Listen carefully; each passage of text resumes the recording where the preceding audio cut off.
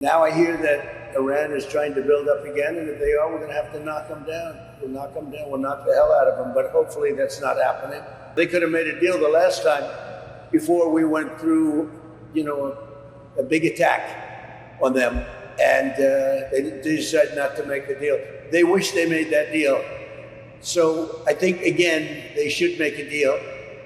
They want to make a deal, but sometimes that doesn't happen.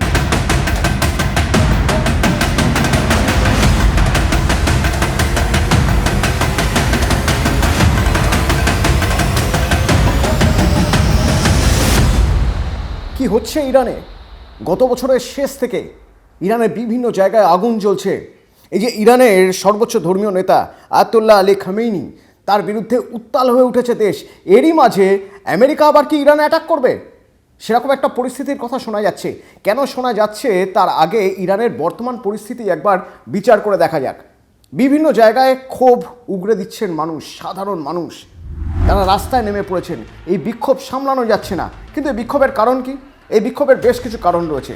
হ্যাঁ, যদি আপাত দৃষ্টিতে আমরা দেখি তাহলে দেখব যে পরিমাণ মুদ্রাস্ফীতি হয়েছে ইরানে, সেটা একটা বড় কারণ। কিন্তু এই মুদ্রাস্ফীতি কেন হয়েছে?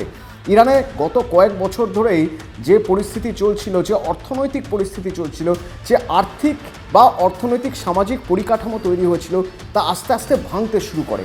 এটা ভাঙার পিছনে অনেকগুলো কারণ রয়েছে।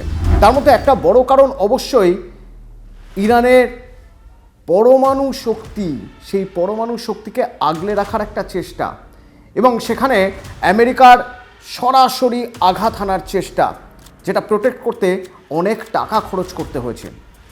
যদি হিসেব করে দেখি তাহলে দেখব যে গত কয়েক বছরে খরা হয়েছে, মূল্যবৃদ্ধি হয়েছে, এছাড়া নারীর অধিকার, রাজনৈতিক মত প্রকাশের স্বাধীনতা, এসব নিয়ে বারবার বিক্ষোভ হয়েছে ইরানে।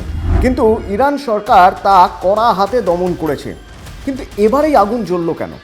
এই আগুন জ্বলার শুরুটা যদি আমরা দেখতে যাই তাহলে দেখব যে মুদ্রাস্ফীতি আর মূল্যবৃদ্ধির প্রতিবাদে ব্যবসায়ী যারা, তারা একটা বিক্ষোভ শুরু করেছিলেন। এবার ইরান সরকার তাদের কড়া হাতে দমন করতে গিয়ে 7 জনের মৃত্যু হয়। এই মৃত্যুর খবর যখন ছড়িয়ে পড়ে তখন দাবানলের মতো তার সঙ্গে ছড়িয়ে পড়ে আগুন। কোথায়? না শুধু তেহরান নয়, তেহরানের পাশাপাশি বিভিন্ন জায়গায় সেখানে অশান্তি ছড়িয়ে পড়েছে, এবং এই অশান্তিতে এখনও পর্যন্ত 30 জনকে গ্রেপ্তার করেছে পুলিশ। সংখ্যাটা আরও বাড়বে যত সময় যাবে, কারণ কড়া হাতে বিক্ষোভ দমন করার একটা চেষ্টা ইরান সরকারের মধ্যে চিরকালই ছিল, আগেও বেশ কিছু ক্ষেত্রে হয়েছে। আর এক্ষেত্রে ইরান যথেষ্ট চাপে, ইরানের এই খামেনি সরকার যথেষ্ট চাপে। কেন? তার কারণ হচ্ছে, প্রথমত আমরা যদি ধরি যে ইরান ইসরায়েল যুদ্ধ, গত বছরের জুনে যে ইরান ইসরায়েল যুদ্ধ, সেই যুদ্ধে তার সঙ্গে আমেরিকাও জড়িয়ে পড়েছিল, এবং তাতে কি হয়েছিল না, ইরানের 3টি পরমাণু কেন্দ্র লক্ষ্য করে হামলা চালায় আমেরিকা। সেগুলোকে প্রোটেক্ট করতে হয়। এই যে প্রোটেক্ট করতে গিয়ে প্রচুর টাকা চলে গিয়েছে, এবং যে বিদেশ নীতি, সেই বিদেশ নীতিতে সরাসরি আমেরিকার সঙ্গে সংঘাত হয়েছে, ইউরোপীয় দেশগুলির সঙ্গে সংঘাত হয়েছে। তাতে কি হয়েছে? তাতে অতিরিক্ত শুল্কের বোঝা চেপেছে, আর দেশের অর্থনৈতিক কাঠামো ধীরে ধীরে ভাঙতে শুরু করেছে। পরিস্থিতি এমন যে যতটাই নেতিবাচক প্রভাব পড়েছে ইরানে, যদি হিসেব করতে হয় তাহলে হিসেব করে দেখলে দেখা যাবে ডিসেম্বরে ইরানের মুদ্রাস্ফীতি 42.5% গিয়ে ঠেকেছে। আর সেই অনুযায়ী তাহলে রিয়াল, মানে ইরানের যে মুদ্রা, সেই রিয়ালেরও পড়তে শুরু করেছে। পড়তে কোথায় গিয়েছে না, $1 দাম এখন প্রায় 14 লক্ষ রিয়াল। গত বছর কিন্তু এতটা কমেনি, গত বছর ছিল 8 লক্ষর কাছাকাছি, এখন সেটা 14 লক্ষ রিয়াল $1 দাম। ইরান তেলের একটা বিপুল ভাণ্ডার, এত প্রাকৃতিক ঐশ্বর্য নিয়ে থাকা একটা দেশ, সেই দেশের এই অবস্থা কেন? তার কারণ বারবার পশ্চিমী আগ্রাসন। আর যখন সেই পশ্চিমী আগ্রাসন ঠেকানোর জন্য ইরান নিজেকে প্রোটেক্ট করার চেষ্টা করেছে, প্রতিরক্ষা খাতে আরও বেশি ব্যয় করেছে, তখন আম আদমির কাছ থেকে কর নিতে হয়েছে বেশি করে, এবং তারপরেও যখন সেই অর্থনীতি সামাল দেওয়া যায়নি, তখন মুদ্রাস্ফীতি বাড়তে শুরু করেছে। বাড়তে এমন জায়গায় চলে গেছে, জিনিসপত্রের দাম এমন জায়গায় পৌঁছে গিয়েছে যে বাধ্য হয়ে মানুষ রাস্তায় নেমে পড়েছেন। আর মানুষ যখন রাস্তায় নেমেছেন তখন আগুন জ্বলেছে, আর সেই আগুন নেভাতে গিয়ে কড়া হতে হয়েছে প্রশাসনকে, আর কড়া হতে গিয়ে মানুষের মৃত্যু হয়েছে, মানুষকে গ্রেপ্তার করতে হয়েছে, মানুষের মধ্যে ক্ষোভ আরও বেড়ে গিয়েছে। এই পরিস্থিতি একটা দেশের, সেই দেশের উপর সব দেশ নজর রাখছে। ইরানের প্রতিবেশী দেশগুলো যেমন নজর রাখছে, যারা ইরানের ঘোষিত শত্রু তারাও নজর রাখছে।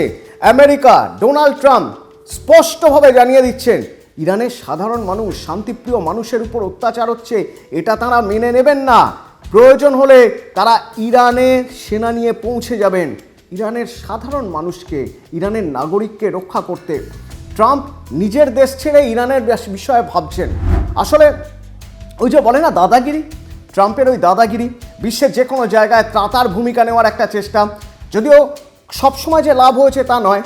এক্ষেত্রেও যখন ইরান পাকে পড়ে গেছে, প্যাঁচে পড়ে গেছে, তখন আমেরিকা থেকে ডোনাল্ড ট্রাম্প জানিয়ে দিলেন যে যা পরিস্থিতি, ইরানের নিরীহ বিক্ষোভকারী তাদের উপর নির্মমভাবে গুলি করে হত্যা করা হচ্ছে, এটাই ইরানের কালচার। কিন্তু আমেরিকারও কালচার তাদের জন্য দাঁড়ানো, তাদের পিছনে দাঁড়ানো, তাদের হয়ে রুখে দাঁড়ানো, এবং যদি প্রয়োজন হয় তাহলে তারা তৈরি, অর্থাৎ আমেরিকা তৈরি, প্রয়োজনে তারা ইরানে যেতেও প্রস্তুত আমেরিকান সোলজার। যখন ট্রাম্প কথা জানাচ্ছে তখন কি আর ইরান চুপ করে বসে থাকতে পারে? না, ইরান সাফ জানিয়ে দিল ইরানের নিরাপত্তা রেড লাইন, ইরানের সিকিউরিটি রেড লাইন। সেই রেড লাইন যদি কেউ লঙ্ঘন করার কথা ভাবে তাহলে ফল ভালো হবে না। যত দূর পর্যন্ত যাওয়া যায় ইরান যাবে, এবং ইরান সেক্ষেত্রে স্পষ্টভাবে জানিয়ে দিচ্ছে যে আপনারা আমেরিকার প্রেসিডেন্ট বলছেন যে ইরানের নিরীহ মানুষদের উদ্ধার করতে তারা আসবেন। ইরানের মানুষ জানেন যে আমেরিকা কিভাবে উদ্ধার করতে যায়, এবং উদাহরণ টেনে এনেছেন কিসের না, উদাহরণ টেনে এনেছেন ইরাক, আফগানিস্তান আর গাজার। বলছেন ইরাক, আফগানিস্তান আর গাজায় আমেরিকা কিভাবে রেস্কিউ করতে গিয়েছিল সে তো সবাই জানে। রেস্কিউ কীরকম রেস্কিউ ছিল, হ্যাঁ রেস্কিউ আদৌ হয়েছিল কিনা। তো যে দেশ গাজা, আফগানিস্তান, ইরাকের সঙ্গে এরকম করতে পারে, তারা ইরানের সাধারণ মানুষের কথা ভাববে? এর পিছনে তো কূটনৈতিক অভিসন্ধি রয়েছে, কূটনৈতিক চর্চা হবে এ নিয়ে। সরাসরি ট্রাম্প কী করে বলতে পারেন যে ইরানের অভ্যন্তরীণ বিষয়ে সেখানে তিনি নাক গলাবেন, দরকার হলে আমেরিকা সেখানে সেনা পাঠিয়ে দেবে? ইরান কড়াভাবে রুখে দেওয়ার জন্য প্রস্তুত। তবে ইরানের ক্ষেত্রে একটা বড় সমস্যা, দেশের মধ্যেই অর্থনীতি এতটাই খারাপ অবস্থায় চলে গেছে, মুদ্রাস্ফীতি এমন জায়গায় পৌঁছে গিয়েছে, দেশের মধ্যে বিক্ষোভ হচ্ছে বিভিন্ন জায়গায়। এখন ঘরে বাইরে বিপদ, শাঁখের করাতের মতো অবস্থা ইরানের। ঘর সামলাবেন না বাইরে, একেতে ঘরের মানুষকে সামলানো যাচ্ছে না, কারণ সেখানে আয়াতুল্লাহ আলী খামেনির বিরুদ্ধে যেভাবে বিক্ষোভ হচ্ছে, এবং যারা বিক্ষোভ করছেন তারা বলছেন যে এই শাসন চাই না। এর আগে শাহর যে শাসন ছিল সেই শাসন বরং ভালো ছিল। শাহর যে উত্তরাধিকার আমেরিকায় বসে রয়েছেন, তিনিও বলছেন আমিও চাই সাধারণ মানুষ শান্তি ফিরে পাক, তারা স্বাধীনভাবে জীবনযাপন করুক। এই সরকারের শাসনকালে তারা স্বাধীনভাবে জীবনযাপন করতে পারেনি, এইরকম একটা পরিস্থিতিতে ইরান পড়ে রয়েছে। তার মধ্যে আবার গোদের উপর বিস্ফোরা এই ডোনাল্ড ট্রাম্পের বক্তব্য, যেখানে ডোনাল্ড ট্রাম্প বলছেন প্রয়োজনে আমেরিকা নাকি সেনা পাঠাবে ইরানের সাধারণ মানুষকে, নিরীহ মানুষকে রক্ষা করতে। ঘরে বাইরে বিপদ নিয়ে পড়ে রয়েছে ইরান।